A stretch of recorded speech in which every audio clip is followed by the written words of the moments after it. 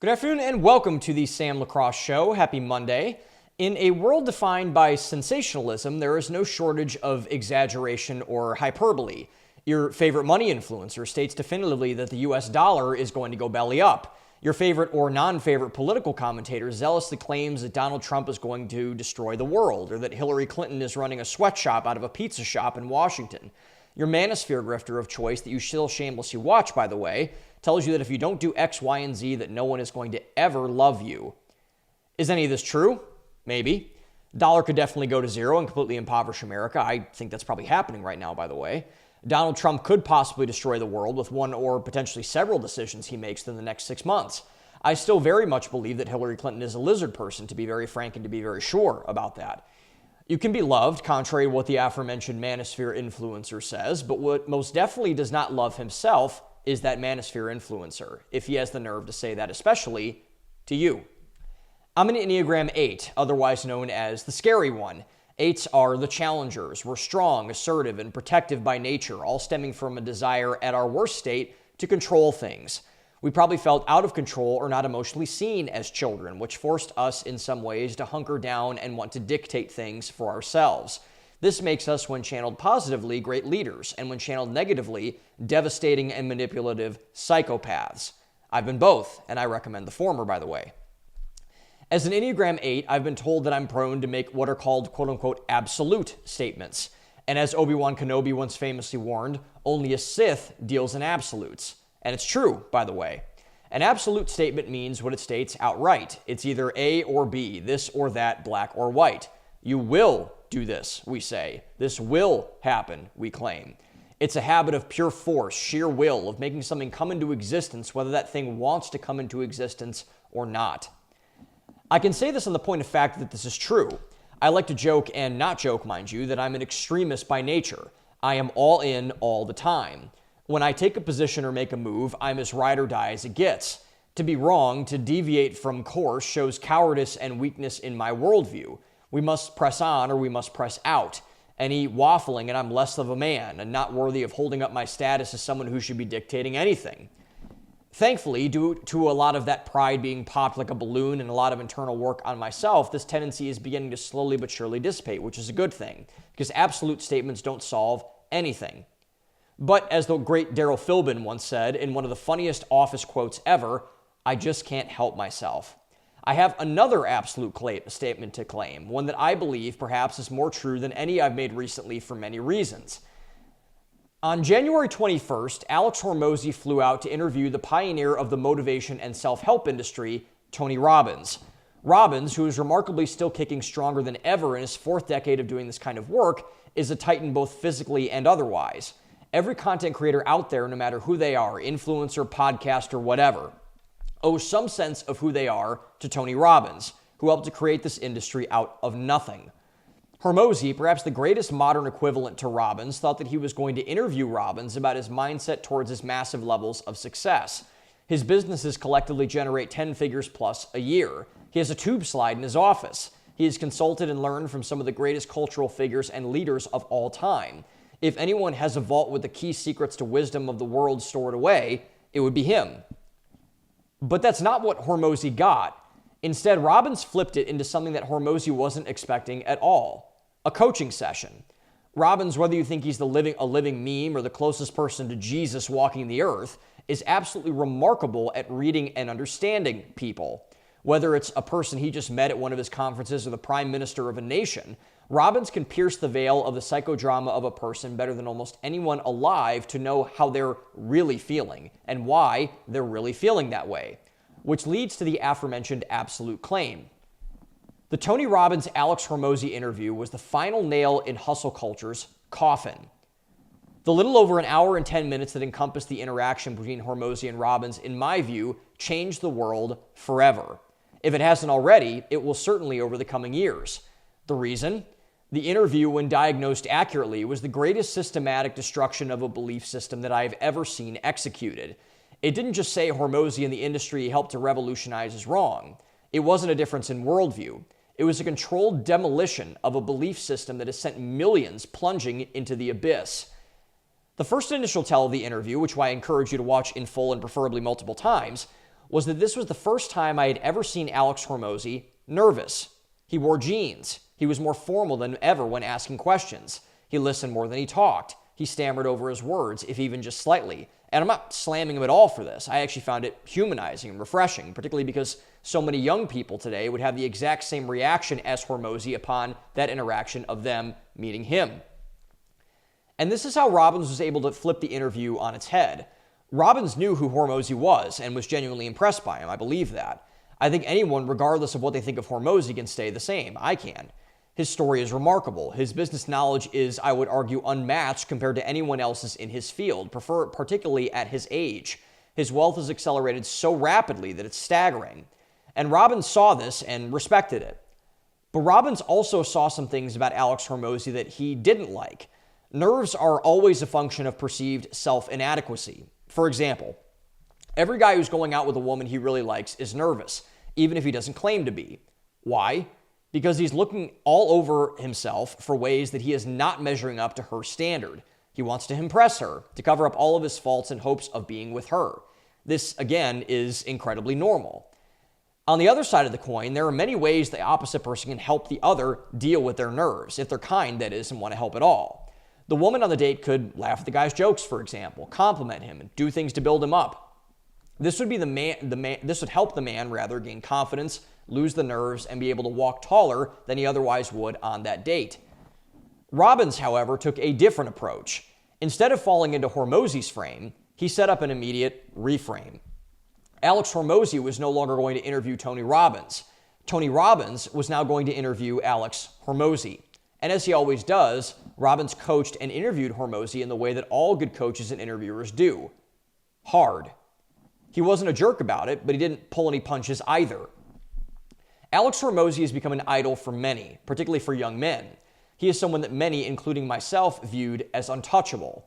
Any and all criticism and hate is aimed from below, due to his massive influence and stature of that demographic of men. Therefore, he has become almost bulletproof from anyone and anything that wants to take a shot at him.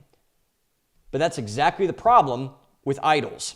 Whenever someone or something is incorrectly elevated to the place of God, no matter if that's how they want to look at it or not, it begins to hold improper values. Pride begins to seep in. Narcissism and self-righteousness begin to be unleashed. A certain level of undeserved invincibility begins to seep in. Humility goes out the window. You can do no wrong because no one can tell you what to do. Alex Hormozi has never been told what to do for a very long time. His wife does everything that he says. His clout on social media serves to bat away any inconvenience like a normal person does a fruit fly in the middle of the summer. Every promising young entrepreneur visits him, pays him tribute, and gives up everything just to be in his presence. He has fame, influence, money, power, and rightly uses all of them to his own benefit. However, as Qui-Gon Jinn infamously said, there's always a bigger fish. That bigger fish to Alex Hormozi was Tony Robbins. Robbins knew and saw all of this and was concerned. He was concerned that no one had confronted Hormozi about the things in his life that were weighing him down, the things that were keeping him from being what he has inspired millions to try to be: fulfilled, happy, and purposeful. Alex Hormozi is a lot of things, but he is not fulfilled, happy, and purposeful. He has said as much himself. He is essentially no different than an AI. He works until he can't anymore, goes out to eat with his wife, and then does it all again the next day. No breaks, no days off, no vacations, no nothing. He says that it makes him purposeful and happy, that he is quote-unquote fulfilling his purpose. But is he really? And that was exactly what Robbins focused on when he began to ask Alex Hormozi some very hard questions. Has Hormozi been telling the truth about his fulfillment, happiness, and purpose? Or has he been lying to his audience the entire time? It turns out that Robbins' line of questioning was correct, because Alex Hormozi, after just a few minutes, completely folded in on himself like a lawn chair. He had lied to his audience. He was not fulfilled, happy, and purposeful. In fact, he was devoid of all of those things on purpose. For all of his wisdom he has about business, he has very little about most anything else, which is why the rest of his life was so incongruent with the success of his business. This is my very first big takeaway from the interview, and aligns very well with something that I've been interested in for my entire time as a creator: identity. I've written 3 books and done countless of other pieces of content on the importance of getting your identity right, because your identity is everything. If you don't know who you are and why you do things, if you don't know yourself and your purpose for what you are for, you are going to have a very difficult and a very hard life unnecessarily. Robbins had 2 points on identity that stuck out. The first is that your identity must be developed. Who you are as a person is partly innate, your biology, your religious faith, those type of things. But that's not enough. That's raw material, sure, but it's not much at all beyond raw material. It must be molded and shaped by what you do and who you are, or else you will never have a chance of truly reaching your fullest potential. The second was that following the development of your identity must expand. It's not enough to be a one-trick pony. That will not lead to holistic happiness in your life. If all you work on is your relational health, for example, and you neglect the other aspects of your life, such as your money, your career, your friends, your health, your life will still be, in all likelihood, miserable. If you are only known to yourself and others for one thing, you will have little use outside of that one thing. Everyone who is an addict and dependent knows this, which is why all addicts and dependents are miserable. Both of those things are true. Anyone who has done any remote type of reflection and works on themselves knows this. After explaining this, Robbins dealt the most devastating blow to Alex Hormozi's ego he had ever been dealt, particularly at the height of his success, at the moment he felt the most untouchable, simply by calling out the obvious. Alex Hormozi is horribly underdeveloped as a man. I've been fortunate over the past couple of months to become acquainted with one of the most truly underrated successful business consultants and entrepreneurs in the entire world. He knows everyone who is someone at a very deep level. He has been in all the rooms, talked about all the things, knows the dirt under everyone's fingernails. On a coaching call a few weeks ago, the day after this interview dropped, this man told all of us on the call something very interesting. He knows both Hormozi and Robbins and is impressed with both of them. However, what he said about Hormozi stuck with me and was something that I've been thinking about for a long time. Although Hormozi is incredibly successful in business, he is also something else that's far more depressing and far more scary. A nihilist. A nihilist is someone who doesn't believe in any purpose beyond themselves. They believe that the world is out to get them, that there's no point trying to contribute to anything beyond what they believe they can build, that everyone else around them is just a simp, an NPC, someone who's too bought into the system, plugged into the matrix, to have any clue what's going on. But a nihilist, because of this, is inherently miserable. The greatest feeling you can have as a human is to be useful, to provide value to someone beyond yourself. Alex Hormozi, at least in his professional career since starting his first company, has never done this or had this posture once. It has always been about him, an obsession with his companies, his wealth, his social media following. Me, and more me. Alex Hormozi doesn't have this, which is why all of his content reflects that misery. No one's going to remember your name in 3 generations. Might as well do whatever you want. I only quote from the Bible when it talks about suffering and how to pick the right woman. Screw that whole submit everything you have to the Lord nonsense. My dad was a doctor and didn't love me, even though he provided everything for me. I'm going to make more money than he's ever made in his whole life. It's easy to make fun of this, like I just did, to say that this is foolish and stupid, to say that this is behavior of a complete and total douchebag.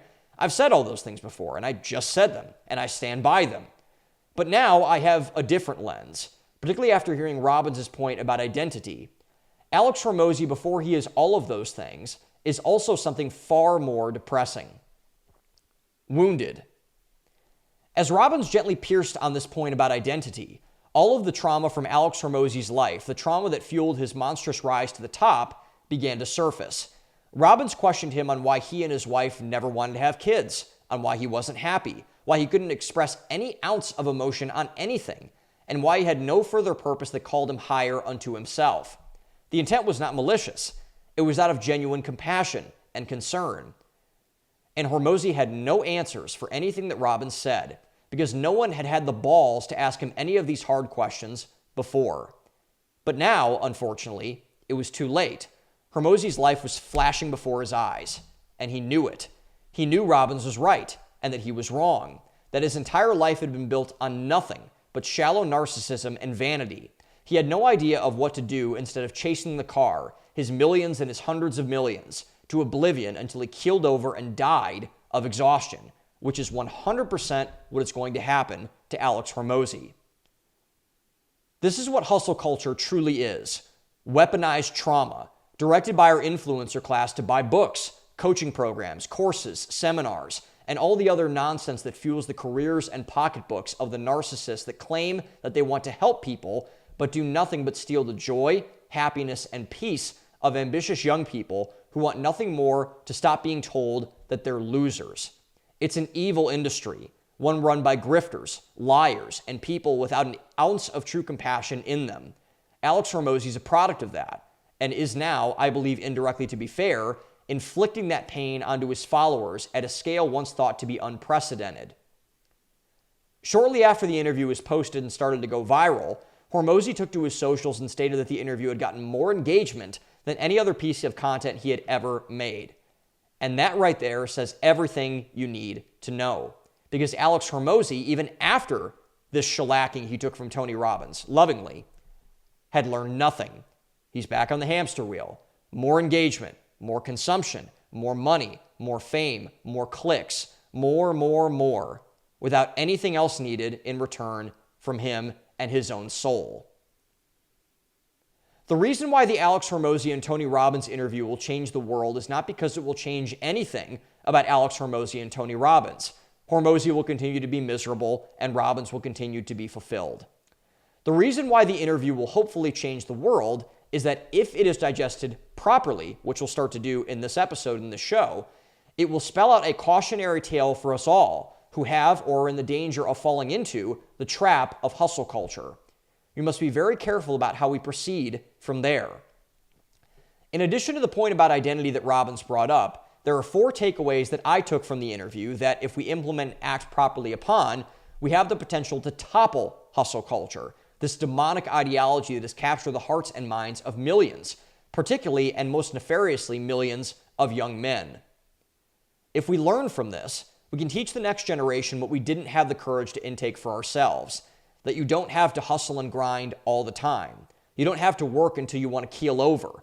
The people that said this lied to you, and more likely were lied to themselves. Fulfillment is more important than anything you can achieve, something that the hustle culture grifters purposely never understood. And if we learn anything from this fallout, we should start with that being it.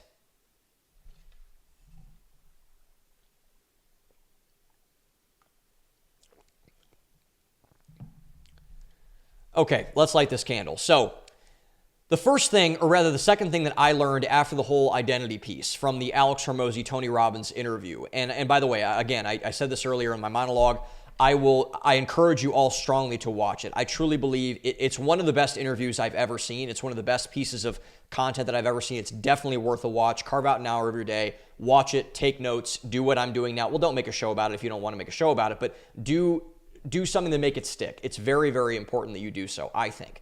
And really, I think the defining theme of the interview is going to be my first takeaway. We're going to spend a lot of time here because I'm not going to use the swear word. I've really done a good job, I think, of taming my tongue over the last year. That's something that that God has been really on my heart in the last year or 2 years to really tame. I used to swear a ton. I don't swear a ton anymore. I still swear too much, but I want to kind of tone that down, obviously, because I shouldn't.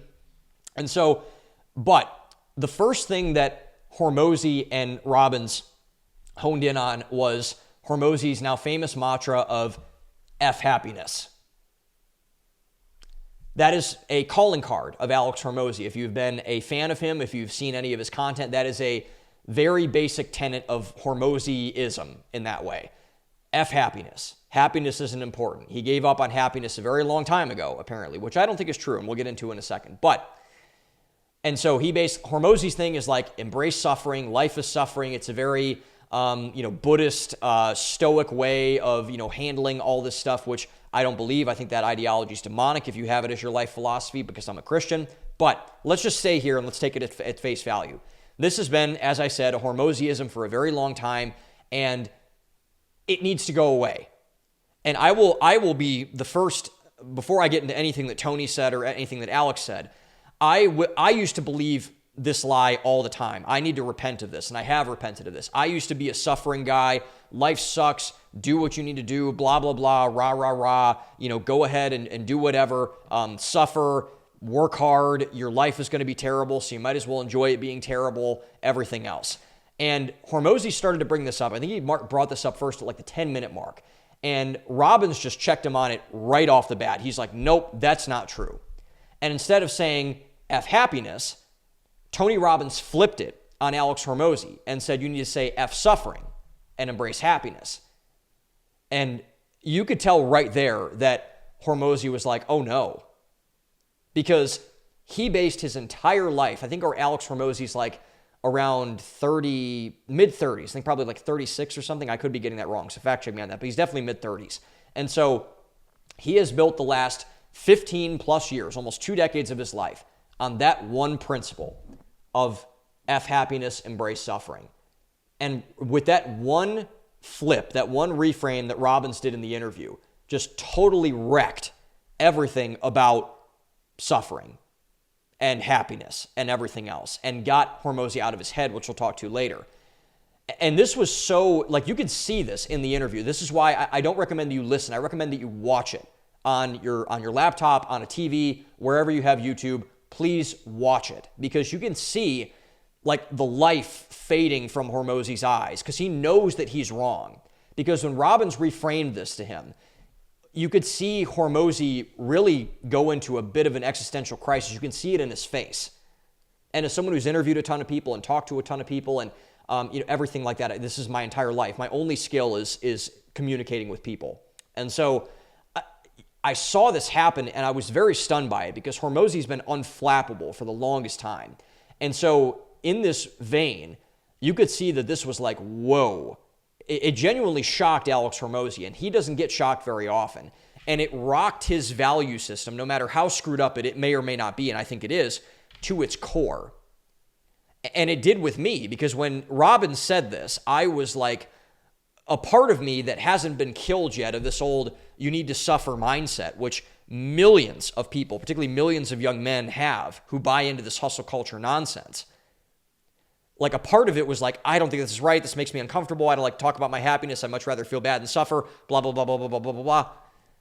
It really cuts very deeply at this juncture. And a part of me is like, this doesn't feel good. I want to go away. I don't like this. I don't like this. I don't like this. I don't like this. And then, boom, he just said it right there. And that was the reframe that really started this whole downward spiral of the Hormozi hustle culture ideology. And so when Tony started to explain this, I thought this was really interesting. He took a take on it that was, I thought, very intelligent, particularly with someone like Hormozi, who works very hard and whose biggest thing is work hard. And you should work hard. Obviously, I'm not saying that that's not right at all, because that is right. You should work hard. But what Robbins did was take that point and challenge Hormozi on this and rebuke Hormozi on this for his own individual efforts or lack thereof. And his take on the F happiness thing was very interesting. And he said to Alex that when you say F happiness, you're being lazy. You're being lazy when you say F happiness. Because being happy is hard. Arthur Brooks talks about this all the time, and that's why I love listening to Arthur's stuff. Being a happy person is very difficult. It's not hard to be a sad person, to suffer. There's a lot of suffering out in the world. Suffering is inherent to the human condition. I would say that's a tenet of every major world religion worth its salt, by the way, whether I agree with it or practice it or not. It's definitely a tenet of Christianity. It's a tenet of a lot of Eastern religions, a tenet of a lot of world religions across. Suffering is a major part of life. The problem of suffering is ubiquitous across cultures, racial divisions, religious divisions, everything like that. So if we all believe that, which I all believe that we do if we're asking ourselves the right questions, then it is a byproduct of that, if we believe in that, which we do, that happiness is hard to attain. It's hard to be happy. Again, going back to Arthur Brooks, who's the leading scholar of happiness in the entire world. Arthur says all the time that you need to work to be a happy person. You need to press in to be a happy person, which is obviously true. You need to you create your life, craft the meaning of your life to a point that is incredibly intentional. which means that when Alex Hormozi says that you should screw happiness, F happiness, he is being lazy because he doesn't want to work for his happiness. He doesn't want to do the internal work needed, the relational work needed, the stuff with his business work needed. Like, it's easy to work like a drone all day long, to put in 8 hours, 10 hours, 12 hours. That's not hard, particularly for someone that's wired like Alex Hormozi is. Working hard is inherent for somebody like him. And so what's interesting is that, like, the self-own about all of this, and what Robbins was trying to get at here, which was genius on his part, was that when you say this, when you say F happiness, you're condemning yourself and everything you say, and you're aligning yourself with exactly who you're going after, all the NPCs, all the lazy people. You're really not that much more or less lazy than they are. You're really not that much more plugged out of the matrix than all the NPCs are. But you cloak it in some kind of nonsensical BS, Sigma male, fake masculinity. And you make that a virtue. But it's not a virtue at all, because you're being lazy, because you don't want to do the work necessary to become a happy person. That's what unhappy people don't understand about happy people. They think happy people, they don't have some kind of chemical imbalance, or they don't have some XYZ sort of claim on their life. That's not true. The happiest people that I know, and I'm fortunate to know a lot of very happy people, are the hardest workers I know, because they work very intentionally on being a happy person. Because being a happy person in a world that is defined by unhappiness, by cultural division and economic hardship and XYZ and dating nonsense and marriage falling apart, whatever, that's a lot to overcome. If you are a happy person in the world that we live in today, you are the hardest worker on the face of the planet. I don't care what anyone says.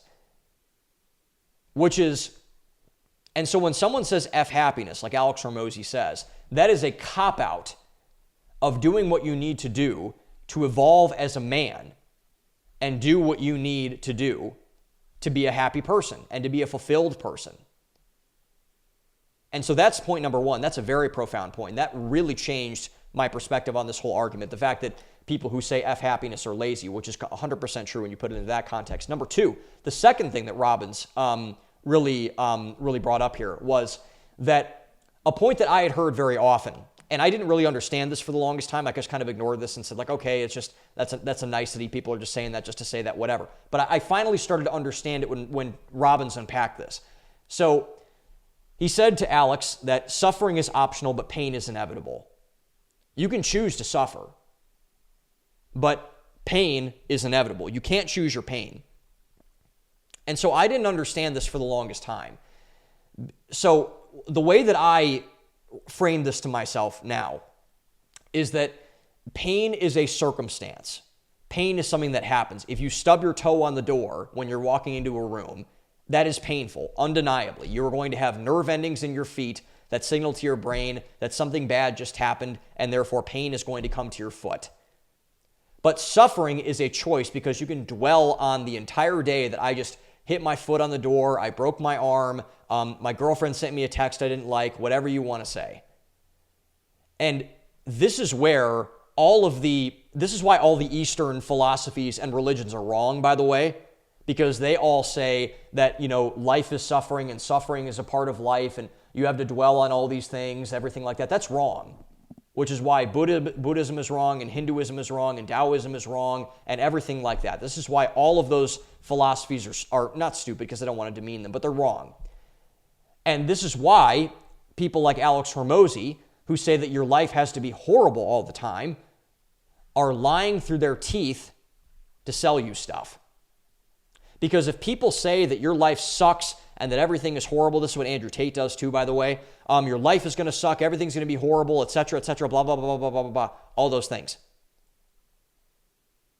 Hey, here's my course, here's my book, here's my product, here's my coaching program, here's my ebook, here's blah, blah, blah, blah, blah, blah, blah, blah. This is how self-help and hustle culture gets you. They convince you that something about your life is wrong when it could be wrong, but it could not be wrong. It could be pain, disguised as suffering. It could be suffering disguised as pain. But that's how and why self-help and hustle culture is a predatory industry. Because they prey on this insecurity, this life sucks, everything like that. And therefore, here's a product, here's an app for that. I'll sell all this to you, and you can therefore have something that you want to do. Which is what Alex Hormozi's done, by the way. And all of the people in hustle culture have done. Your life sucks, here's my course. Here's my book. Here's my $50,000 mentorship program. I've spent so much money. I've spent probably $250,000 on my personal development over my decade in adulthood.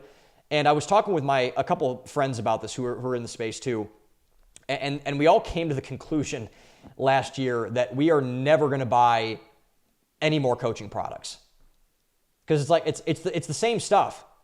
It's the same stuff. And the people who go to the seminars, buy all the books, do all the things they need to do.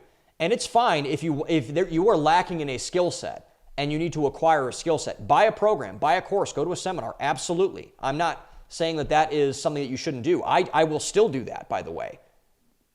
But at the same time, that is what the lie of hustle culture is. You need to keep masturbating to this, repeating this over and over again, getting yourself off to the same thing over and over and not improving and not fixing your problem. Mark Manson's best article he's ever written, the point is to stop. The point is to actually improve yourself so you don't need help in that area anymore. That's not to say you shouldn't try to constantly improve. You shouldn't try to be better than you are. I'm not saying that at all. And to this point, what drove it home for me, and this was, so Hormozi, kind of, I think went back at Robbins and said something like at the end of the day, et cetera, whatever. And he basically says that he takes this word of passion and says passion means to suffer. And Hormozi is not a Christian. He has said openly he's not a Christian. He's a nihilist. He's an atheist. But he uses, this is what you need to be aware of, all the Christians out there and all the seekers out there need to be aware of people using Christian doctrine in an unbiblical, unchristian way. This is what really makes Hormozi malicious in this way. It's because he uses Christianity selectively. He doesn't have it as a life philosophy or religion or a relationship with Jesus that he follows. He cherry picks things out of Christianity to use for his own benefit, to benefit his own financial gain, which is really, really malicious. He uses Jesus as a marketing strategy in this way, which is horrible, and you should never do that in any context, and I rebuke that in every form and fashion. But he uses the word passion, which comes from the Latin passios, and you've heard this thing over with Hormozi a lot, which means to suffer. But Tony Robbins corrected him on this. And Christianity proves this wrong. Because the word passion comes from the passion of the Christ, and the passion of the Christ. And what happens? Jesus' passion was him dying on the cross for our sins. And the people who don't understand Christianity, like Alex Hormozi, and maybe Tony Robbins, but specifically like Alex Hormozi, they will state that suffering is the point, that Jesus suffered, that he endured all this pain, and therefore we need to pick up our cross and follow him, etc. Which, by the way, is not wrong. It's true. But that suffering was not the end point of what Jesus did on the cross. And Scripture proves this wrong. Hebrews 12:2 says, for the joy set before him, meaning Jesus, he endured the cross. Jesus did not suffer just to suffer, to take on the sins of the world, death, hell, the wrath of God. He suffered for the joy of the cross that he would give to all those who believed in him and that he would have for being in a relationship with us. And I don't know if Tony Robbins understands this. By the way, I have no idea if Tony Robbins is a Christian, but he gets the underlying point of this. Because what he said is that if your suffering does not lead to joy and happiness, it is pointless and masochistic. And if you do not correct this when talking to other people about this, you will force that suffering, that unjustified, unneeded suffering onto other people to have them suffer, which is really terrible if we're being quite honest about it. It's really awful that happens to people. and that all of these hustle culture bros and grifters are getting away with doing this, including Alex Hormozi. So if suffering does not lead to the joy at the end of it, which is, again, why all the Eastern religions are wrong and why Christianity is the only religion that makes sense, that's why. So it should not be F happiness. It should be, as Tony Robbins said, F suffering. Suffering is optional. Pain is not optional. Suffering is optional. So that means anyone who says that is a liar, doesn't understand what is actually meant by that, and is probably looking to sell you something at the end of the day, which is, malicious and stupid, and we shouldn't fall for it anymore.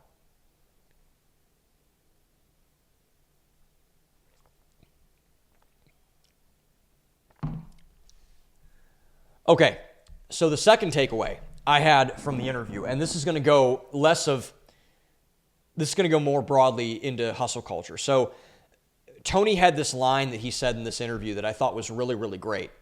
And he essentially said that hustle culture and the self-development space was built on survival, not on thriving. And the principles that hustle culture teaches is built on simply surviving and not thriving.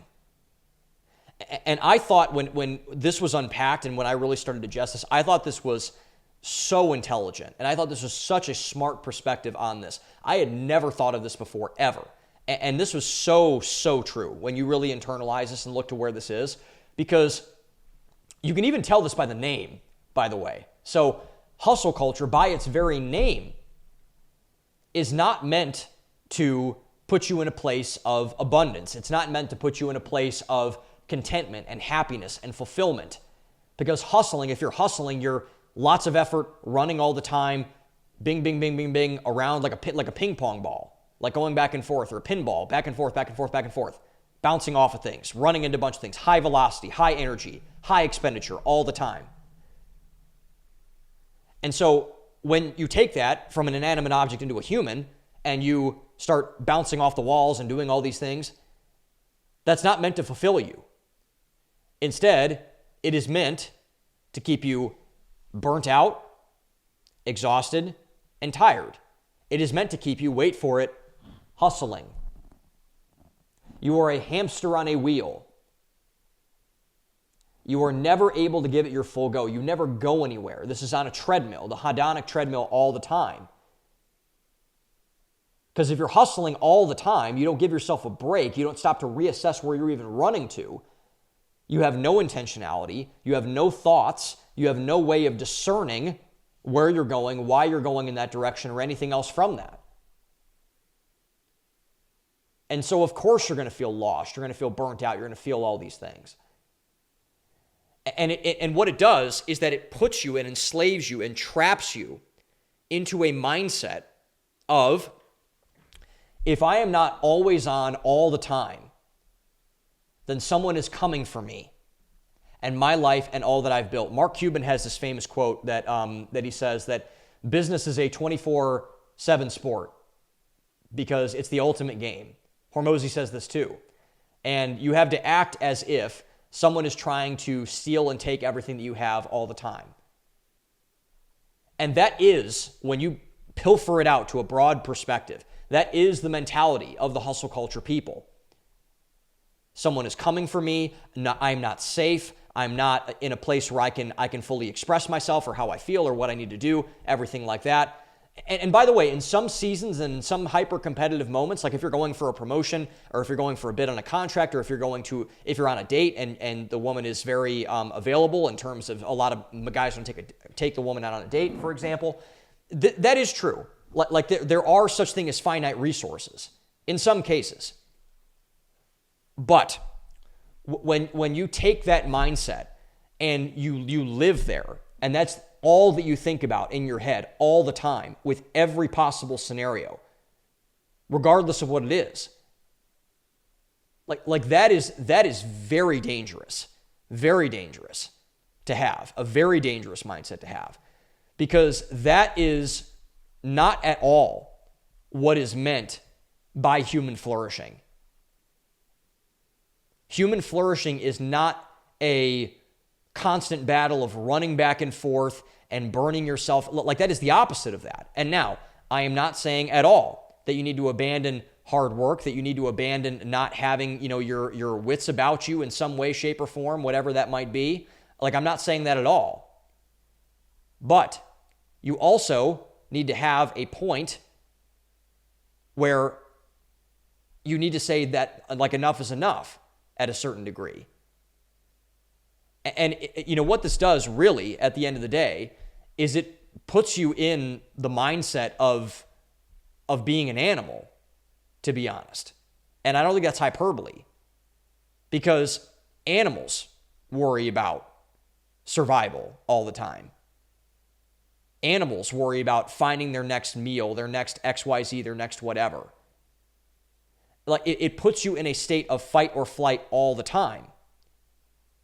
And that's not good for anybody, particularly the person that's inside of the system that you claim to be helping you. And so it puts you in a very limited mindset, a mindset of scarcity, a mindset of someone's coming to get me, a mindset of I need to be on my P's and Q's all the time, which also means, by definition, that hustle culture, the amount of effort you can expunge at any given time, is inherently capped. You can only hustle so much. You can only grind so much. You can only put yourself out there so many times in so many different ways. Your hustle is limited. You can only work so hard. You can only do so much. You only have so much time.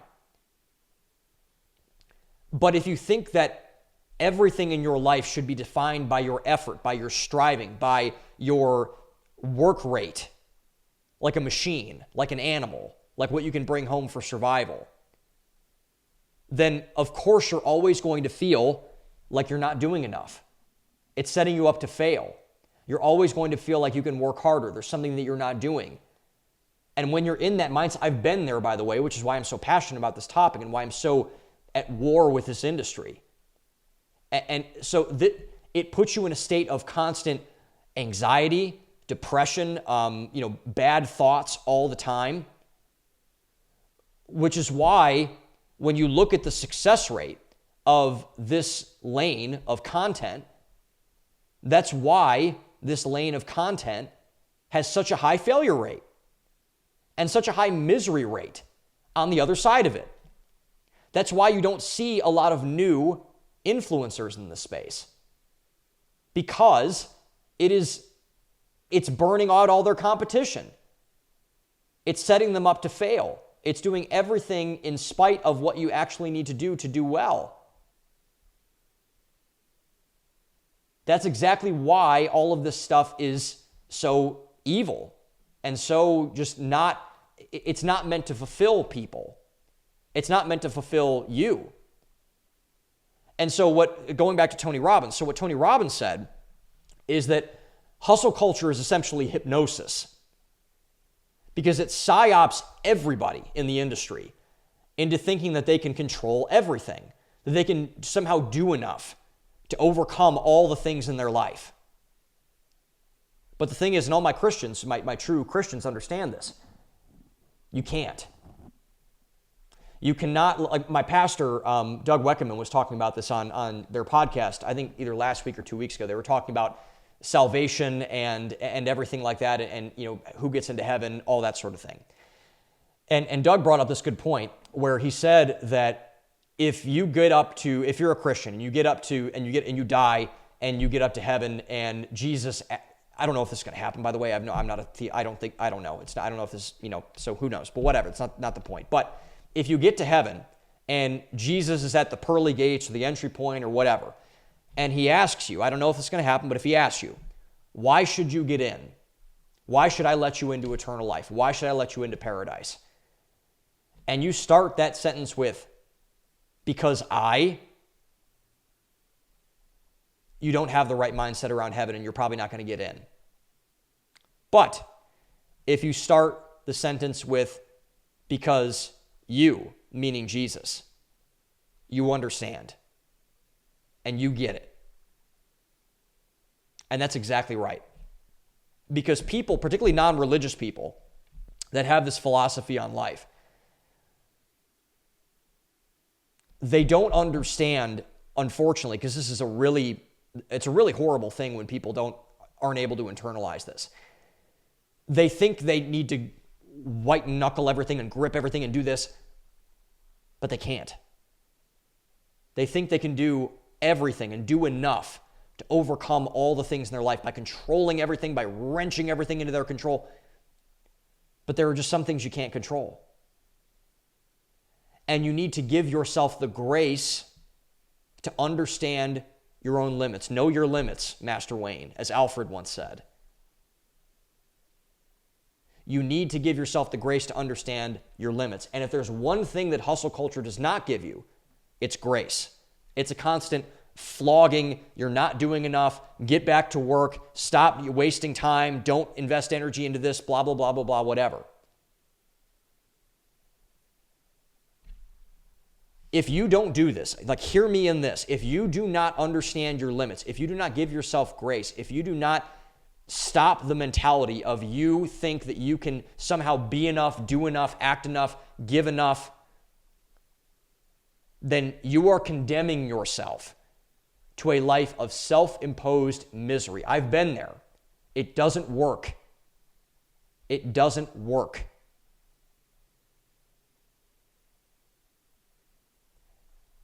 And this is why that mentality and why hustle culture, who lives off of this mentality, or which lives off this mentality, degrades you. Because it brings you down to the level of your own effort, while being fulfilled and living your life beyond hustling is inherently life-giving. It's ascending. It's coming up to, it makes you feel like you're actually worth something. Because if you're a hypercritical person and you measure yourself to your own worth by what you can produce all the time, you're never going to be enough. And you're going to be right, by the way, and you'll know that you'll be right because you know that your own abilities, you're not God, are inherently limited. You are not God. You are just a human, just like everybody else. You put on flesh and blood just like me. And if you don't understand that, you will condemn yourself to a life of hell. I'm not exaggerating about that. I'll get there in my own strength. I can do enough. I can be enough. I'll show this person. No, you won't. No, you won't. And you do yourself a favor if you'd stop lying to yourself about that. And that is what we need to stop with this whole hustle culture thing. Because if we don't, then we'll have a lot of very miserable, very depressed, very nihilistic people around us all the time, which is something we very obviously do not need more of at all.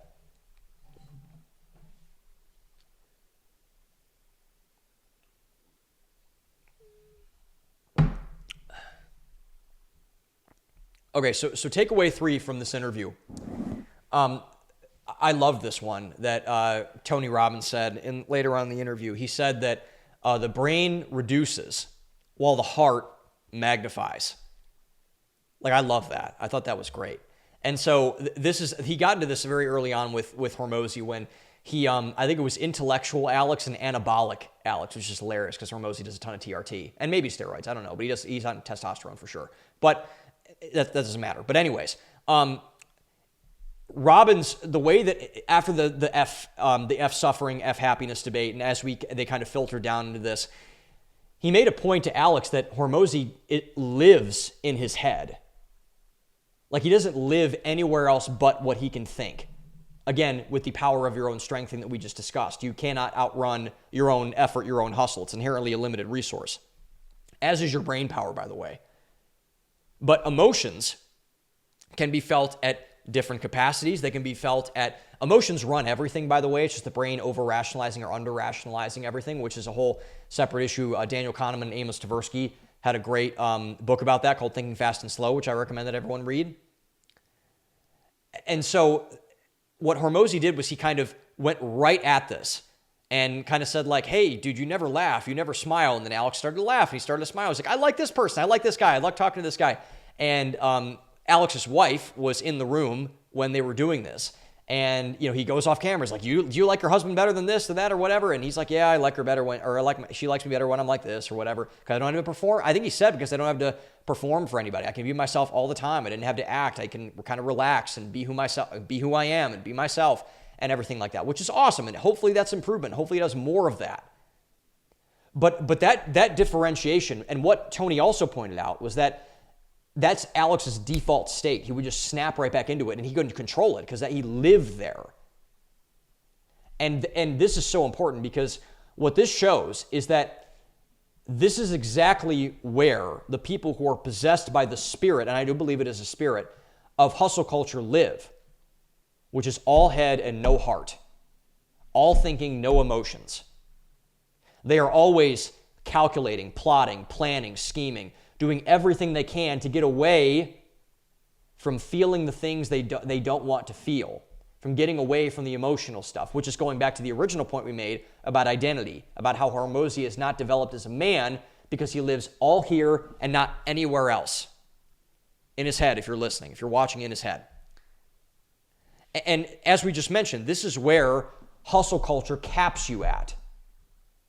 Because the way that you get ahead is by getting out of your own head and to have a mission above your pursuits, which ironically, it both brings you up and it both ties you down.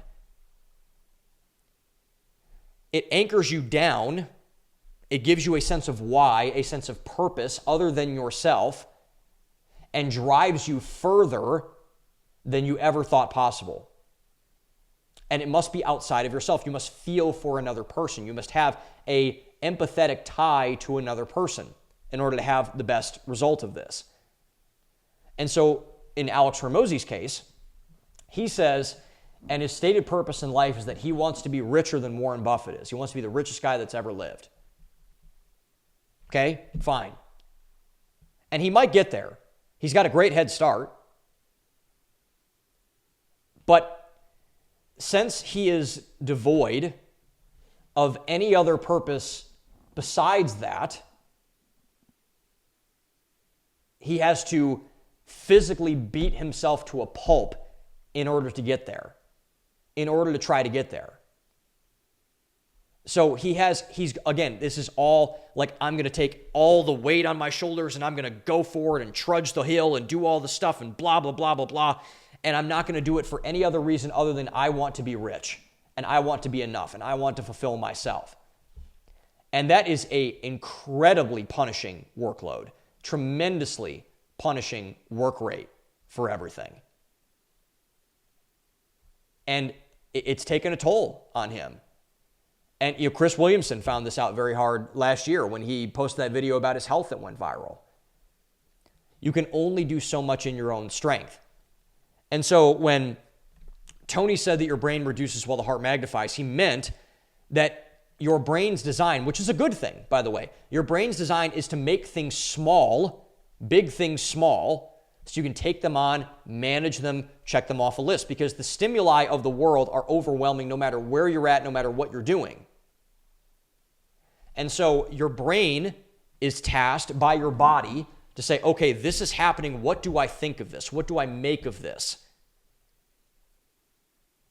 And so this is a massive thing. This is a big thing. How do I do XYZ, ABC point to get to wherever I need to get to? Okay, fine, whatever. That's right, by the way. That's what, and we should be thankful that our brains do this, because if our brains, didn't do this, we would be overwhelmed by everything constantly. We wouldn't get anywhere on anything. But the heart's design, your emotions, your feelings, is to increase, make things bigger, your capacity for service, love, and admiration for the people that you helped. It is inherently an expansive way of looking at the world. 1 John says God is love. God is big. He loves people. That's why Christianity is the most successful social movement, religion, relationship, ideology, much more than that in history. He's expansive. He's love. He takes on everything that we need and makes it personable to you. And this is why the best entrepreneurs, the most successful entrepreneurs, are always devoted to a mission greater than themselves. Elon Musk, for example, I want to put people on Mars. I want to make human beings multiplanetary. Mark Zuckerberg, I want to connect the world. Regardless of what you think of Elon Musk, regardless of what you think of what Mark Zuckerberg says. They have a mission beyond, I want to get fabulously wealthy. Which, by the way, all those guys mostly end up on Wall Street in finance. Finance does not create any value. Anyone that says finance creates value is a liar. Finance transfers value. Finance can magnify value, but finance does not create value. It only trades value back and forth. So that's why all the greedy people are in banks, investment firms, private equity. Why Alex Hormozi has a primary business, which is a private equity company, a private equity firm. That's why. They have no mission other than profits, numbers, dollars and cents. But someone like Tony Robbins, whose business makes, 10,000x of what Hormozi makes. And now Robbins has time and he has a bunch of other things. But Tony has a mission. He has a mission. He has a purpose for his life. And he is bigger than he's ever been. And he's reaching a new generation of people through his online presence, through his social media, through a bunch of other things. And I think this is why also you're seeing so many of like the original hustle culture guys not finish well and crash out. Gary Vee, Grant Cardone, Dan Pena, they're not relevant anymore. They don't resonate with the younger generation. They're not cool anymore. Because it's not so fun and cool telling people to hustle and grind when that audience you're talking to, primarily younger people, primarily younger men, see that you get to the end of your life and you have nothing. You have nothing that lasts in terms of legacy, family stability, happiness. You have a lot of other things. You have things you attach to your name, a follower count, worthless platitudes, self-serving monikers that only carry you so far. But you don't really have much more than that. And people are seeing that there's not a lot of fruit on that tree. Because guess what? There's not a lot of fruit on that tree. There's not. And people are seeing that and say, I don't want that. I don't want that. And they shouldn't want that. And so this is why all the hustle culture stuff is evil, because it doesn't last. And it makes people buy into short-term, unlasting things, which is a very sad thing to see. But if we navigate things right, we can overcome them in a way that is better for everybody and better for you and your life and what you want to do, which is the ideal goal and what really self-improvement should be at the end of the day, a better life for you.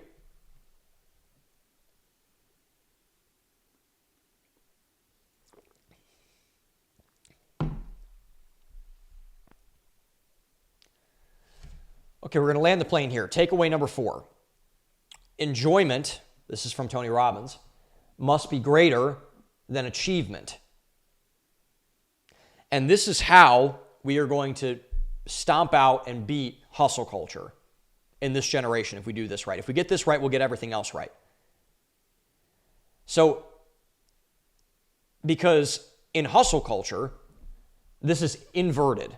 Achievement is greater than enjoyment. So achievement is everything. Well, enjoyment is nothing. Going back to the happiness point that Hormozi makes all the time. Basically, what this says is that you can enjoy once you achieve, but what no one tells you, this is the lie of hustle culture, one of them, probably the most malicious one, is that achieving something does absolutely nothing for you. Nothing. And in fact, what it does really is it makes everything worse because it both disappoints you and addicts you on the back end. Meaning that, oh, I had a record month. I don't feel any different. oh, got this, my business is taking off in a certain way. I don't feel any different on the inside. And so therefore you think, well, instead of doing $20,000 in a month, I'll do $40,000 a month. That should make me happy, right? 40 becomes 60, 80, 100, million, whatever you want to say. So it grips you and it clutches your spirit. It doesn't let you go. And it forces you to spiral into further and further and further and further and further misery on the back end. You can't stop running. You can't stop hustling. And this is the thing that with all of these hustle culture guys, we've talked about this in relation for Hormozi, but you can take it to anybody. We'll give him a break for a second, is that they're incredibly emotionally unintelligent.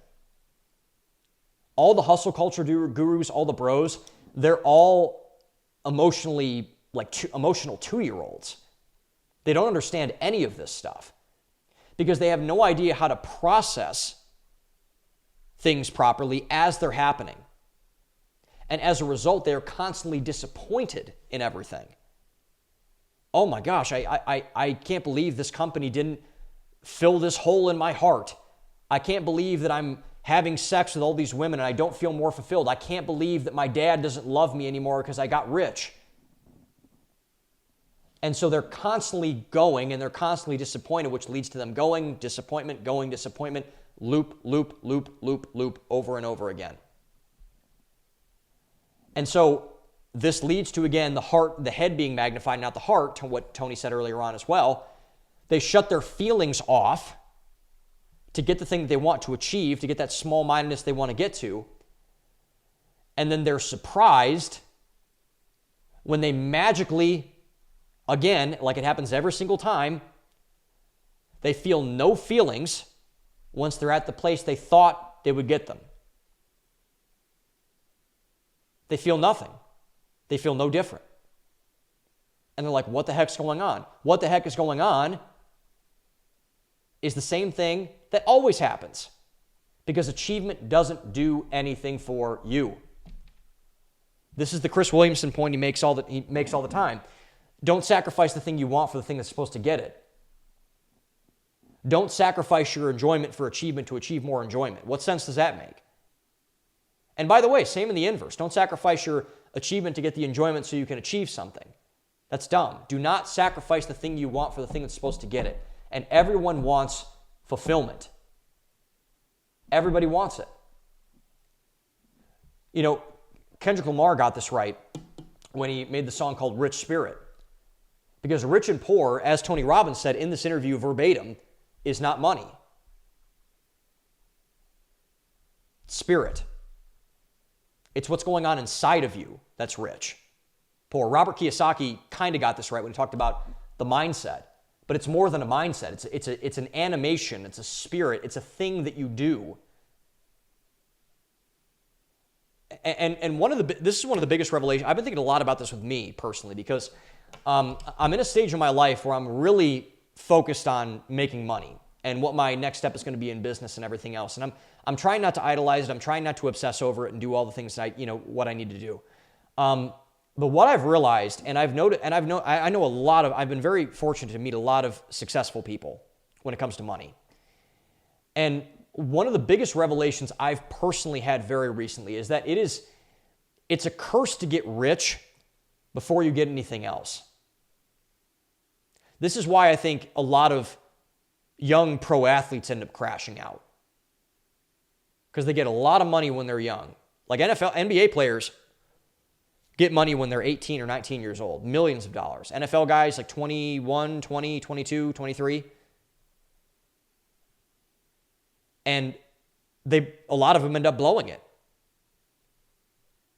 And so this is a notion about building yourself properly. Because again, money and wealth is not equality, but an accelerator. And I look at my life and I'm like, well, I'm doing pretty well financially, to be honest. I'm doing pretty well. Have a house, have a lot of investments, make a good income, all that stuff. But I want to be able to provide for my family, to give my wife a great life, to give my kids a great life, to pass things down to them, to give to my church, to build God's kingdom, to do all these things. And I'm like, how am I going to do that? How am I going to do that? How am I going to do that? What do I need? What's my number? X, Y, Z. I'm running numbers constantly, talking to my dad about it a lot. My dad's so smart when it comes to money, talking to him a lot about it, reading all these books, listening to Scott Galloway, listening to all these people that I really respect about money. But I look around and I might not be quote unquote rich right now, but I'm rich in spirit, great relationship. I have great relationships with my family. I have phenomenal friends. I have a great relationship with God. I have a great church. I'm doing mentally better than I've been in a very long time. I'm doing really well from my health perspective, from mentally, physically, emotionally. And what I think happened was that, God really put me in a position where I was getting everything else right, and then financial provision will come afterwards. Because again, money and wealth is not a quality. It is not a static thing, or static thing. It's an accelerator. And I think the reason why, again, I highly recommend you watch the podcast. You watch the podcast. But the reason why the podcast between Hormozi and Robbins was so devastating for Alex Hormozi was because he realized in the middle of it, what Tony Robbins was telling him was that he was doing everything wrong. He had built his life the entirely wrong way. No relationships. No relationship with God. Very emotionally unhealthy. Very mentally unhealthy. Everything that he did, how he built his life, was wrong. Okay, you got money. Like, I know people right now in my space, in the info product space, that are just discovering their relationship with Jesus, and praise God for that, first and foremost, by the way. But they're now realizing, oh, wow, I have to give up everything and do everything differently. I have to tithe. I can't work as much as I have to. I have to get in community and give up hours of my work to go and get poured into by other people. And it's really clocking them, and no wonder. And so hustle culture was a 2-decade-long experiment that went just catastrophically off the rails, off the reservation, because it inverted absolutely everything that speaks life into people, into how people that are actually happy, actually successful, actually fulfilled, achieve things that last. And it destroyed a whole generation of ambitious people. Just destroyed them. Alex Hormozi is part of this. Chris Williamson's part of this. Destroyed those guys. And I hope it's not too late. I don't think it's too late. I think Chris has turned a corner. I think Hormozi will never turn a corner. But those are the two guys that come to mind right off the bat because they're products of this industry. Destroyed a whole generation of ambitious people. And by the way, people, more importantly, people that didn't get the fame and didn't get the thing and didn't get the business off the ground, didn't make $100 million. Destroyed those people. Millennials especially, older Gen Z especially. Because it poisoned them to pursue achievement and not enjoyment as a byproduct that would later lead to achievement, which is always more sustainable. And my call to anyone watching this who's in this matrix or in this questioning season or whatever, we cannot repeat this mistake in the next generation. We cannot do it. Because if we do, we are, again, condemning ourselves to a life of just horrible misbehavior and things like that that are going to really damage us as people. And my call to anyone watching this is that don't buy the hype. Pursue enjoyment, not achievement. Because pursuing achievement is always going to be empty. You can't get enough stuff. Bobby Kennedy Jr. always says, the life is not a competition of seeing who dies at the end of life with the biggest pile of stuff. It's much more than that. And you're much more than that. To the whole point about being dehumanized. You're much more than a pile of money. You're much more than a pile of stuff. You're a human. You have a soul. And I think everything would be much better if we started to act like that. And the world started to act like that. And we can change it. But it starts with us radically reprioritizing a lot of things starting here. Thank you all for watching. Own the day. Open your mind. I'll see you guys next week.